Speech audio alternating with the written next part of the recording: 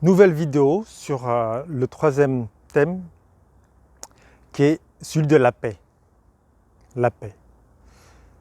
Et en fait, la paix, c'est peut-être ce qu'on cherche aussi dans la sexualité et que le plaisir, c'est un moyen d'accéder à la paix. Et ce qu'on veut profondément, c'est la paix. Donc, certaines personnes cherchent du plaisir pour obtenir la paix. Et dans ce que je propose, c'est d'inverser la chronologie des choses. Et peut-être commencer par être en paix dans sa sexualité avec sa partenaire, avec son partenaire, pour atteindre plus de sensibilité et plus de plaisir. Quand je parle de paix, c'est une tranquillité d'esprit, une paix psychologique. Ça ne veut pas dire que physiquement, il n'y a pas une grande activité, il peut y avoir une grande fougue, une grande violence physique dans la sexualité, dans les mouvements, dans les baisers, dans les caresses. Mais psychologiquement, on est calme, on est détendu.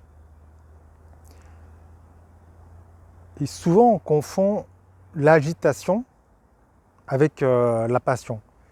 Et on oppose quelque chose de tranquille à l'excitation. Et en fait, je peux avoir un corps excité, je peux avoir une érection, je peux avoir la vulve humide.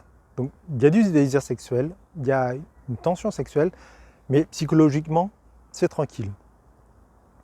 Ça me rappelle une histoire qu'une amie m'avait racontée. Donc, elle rencontre un jeune homme. Ils étaient au préliminaire et puis elle n'avait plus envie. Donc, elle s'est arrêtée et elle a arrêté la relation. Et cet homme était en érection et il était en fait complètement démuni.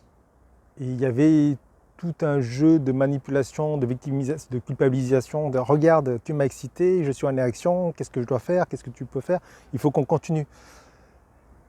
Et ce qui se passe, c'est que son esprit était agité. Ce n'est pas un problème d'avoir une érection.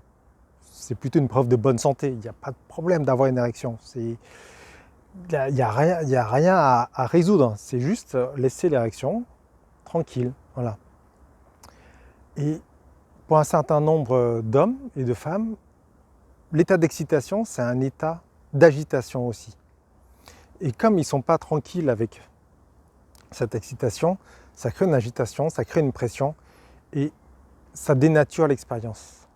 On ne peut pas profiter d'une bonne expérience en étant agité. On ne peut pas contempler une peinture, la nature, écouter une belle musique quand on a l'esprit agité. On a besoin d'être calme, détendu et être en paix. Un autre exemple qui montre que la paix intérieure n'est pas du tout l'opposé d'une présence physique forte, c'est par exemple dans les arts de combat, dans les arts martiaux, dans le kendo, donc avec les sabres, les tenues de protection, ou dans la boxe. Il y a une grande implication physique, il y a un grand engagement physique, d'accord ? Dans la boxe, on reçoit des coups, on donne des coups, on reçoit des coups. Mais on a besoin d'avoir l'esprit tranquille, d'avoir l'esprit clair, d'avoir une vigilance.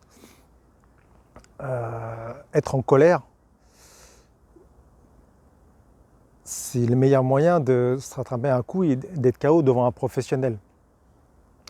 Donc les gens qui maîtrisent les arts de combat ont une grande implication physique, un grand engagement physique, ils doivent garder un esprit calme. Et dans la sexualité, c'est quelque chose de tout à fait possible aussi. Je peux être calme, détendu, avoir une grande érection, très excité et pouvoir profiter.